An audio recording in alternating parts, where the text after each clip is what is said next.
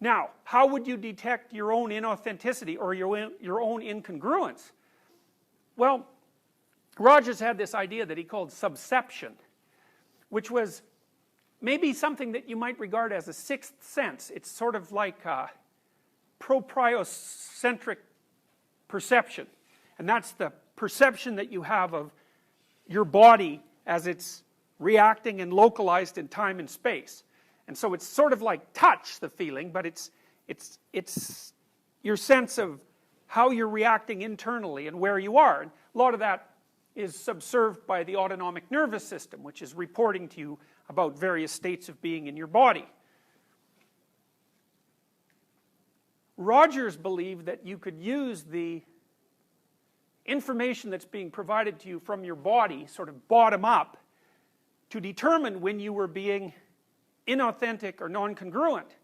And I've thought about this for a long time and tried to sort it out in a practical manner, and what I've concluded is this. You could try this for a couple of weeks. It's an extremely interesting exercise. So you sort of have to detach yourself from your thoughts and what you say.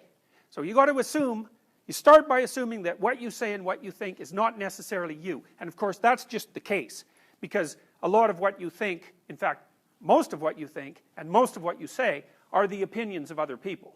They're things you've read or things people have told you, and you know, that's a benefit in some ways because you get all those thoughts that other people have spent a long time formulating, but it's a disadvantage in that it's not exactly you. Okay, so you detach yourself from that. You're no longer your thoughts or the things that you say, or maybe you're no longer all of them. And now what you're going to try to find out is which of your thoughts and things that you say are you, and maybe so you can not utilize the rest, or maybe so that you can correct the rest, because they're not representative of yourself as an integrated being. They don't take everything into account. My sense has been that you can tell when you're saying something that's not authentic by feeling out whether or not it makes you weak or strong. Now, you know, sometimes when you're conversing with people, you can say something that embarrasses yourself. Now, Nietzsche said, for example, everyone has perjured themselves at least once in the attempt to maintain their good name. Something like that. It's not an exact quote, but I've got the gist of it right. So maybe you're saying things to impress someone, or you're saying things to remain part of your political group or your social group or whatever, or maybe you have attributes, personal attributes that might be positive that you're ashamed of, and so you're not going to speak about them. So there's a falseness about your self-representation. Watch for 2 weeks and see. Make a rule that if you start to say something and it makes you feel weak, it's hard to describe exactly what that means. To me, what it means is that I can feel things coming apart, sort of in my midsection, so I think it's an autonomic phenomena. And the subjective sense is of falsehood. It's like I've just stepped off the solid ground and onto something that doesn't support me well, and it feels like a self-betrayal. So that's existential inauthenticity. You can feel it right away. And then the rule is, shut up if that happens. Stop talking. And then feel around and see if you can find some words that you can say in that situation that don't produce that sensation.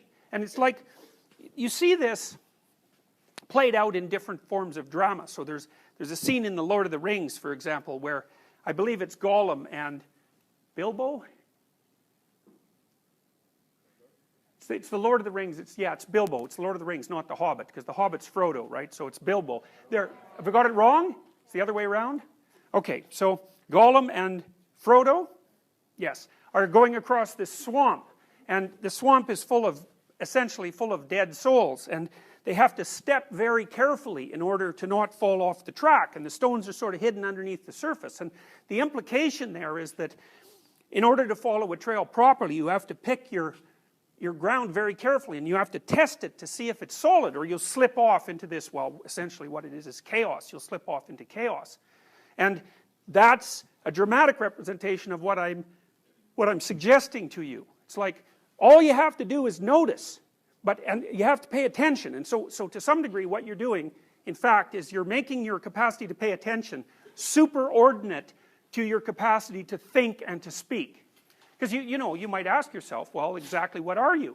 Well, I said you can identify yourself with your intellect, and that's very, very common. It's sort of like the worst sin of intelligent people. But that isn't all you are. And there are lots of reasons for making the assumption that attention is a higher order function than intellect. Because attention is what teaches intellect. So if you pay very, very careful attention to what you say without without bringing the automatic assumption that what you say is you to bear on the conversation, and then also to feel like you have to defend it once you say it, you'll find very rapidly that very much of what you think and say has absolutely nothing to do with you. It's the dead souls that are in that little scene that I described to you, sort of manifesting themselves in your head. They're dead ideas that other people have created, and some of them might be applicable to you. You know, you might have the right to them, so to speak, but lots of them won't, and you're using the words as camouflage or self-defense or as an attempt to attain status in a status hierarchy or to make yourself look smarter than you are, or there's all sorts of reasons,